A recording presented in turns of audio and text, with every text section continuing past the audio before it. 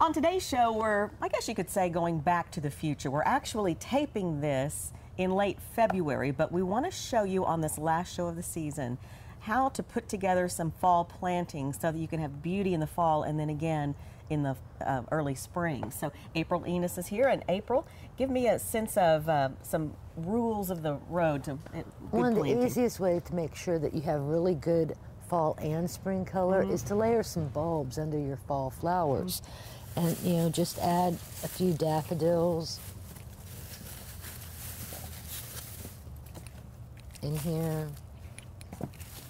It's in daffodils because they are planted lower than tulips. Tulips, yeah, and just By what, enough. about 2 inches? Not well, yeah. You just basically layer them, cover them, and then you start putting in your tulip bulbs. A lot of people and make don't- sure you don't put them over your daffodils. Right.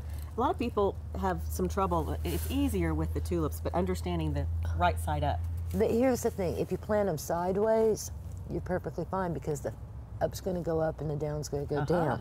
So don't worry about whether or not you get them perfectly straight up and down. Just plant them, and good everything will be advice. and everything will be happy. Is this the TLC potting soil? Yes, it is. Oh, that's great Nice stuff. and loose, and make sure your bulbs don't touch because touching can cause some rot. Okay. And then you're just going to do a nice fall pot over that.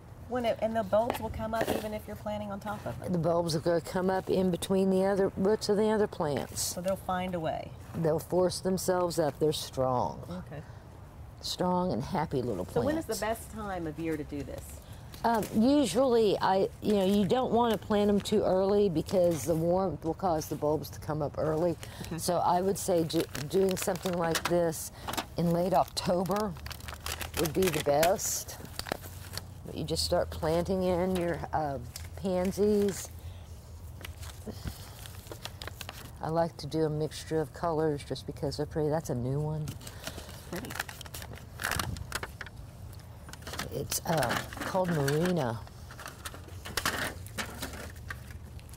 And they really will come up through this. They seems hard to believe.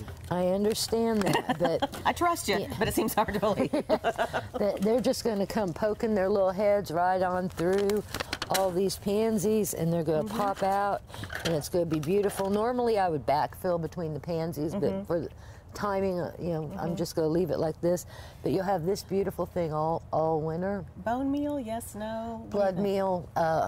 Bone meal's great for bulbs, but it's in a pot, so they're pretty much going to be okay. A little blood meal for the pansies, and they'll also help with the bulbs. Okay. Excuse me. Now, secondary issue is a lot of times you have gorgeous pots waiting for you, and But they can get tired. they toward can the end get of summer. tired toward the end of summer, but you have some plants in here that are really, really nice. So while you may remove your begonias, because begonias are not going to be happy at a frost. You get a frost and the begonias are going to start looking really, really horrible. So remove your begonias. And I kind of like the idea the of moving. Angelonia will take a light frost. It won't take a heavy frost, but we're going to leave it in there. We are going to take out the geraniums, which is really sad because they're gorgeous. But the geraniums, they'll take a light frost, but they're not going to look as good. I would remove the geraniums and put them together in a small pot just to enjoy them for the time being. And then we're going to just start planting in. The same with the Esperanza. It will go up to your first hard freeze. Well, part of what I love about this whole idea is that you can keep. I hate throwing away everything in a pot if there are some things that are still in their prime. Right, and you can keep these. The lobularia will go until a really hard freeze. So you may as well enjoy it while you have it. And then you can yank those out and throw some pansies in. Right.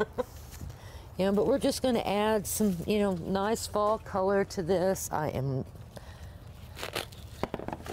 even some larger fall color with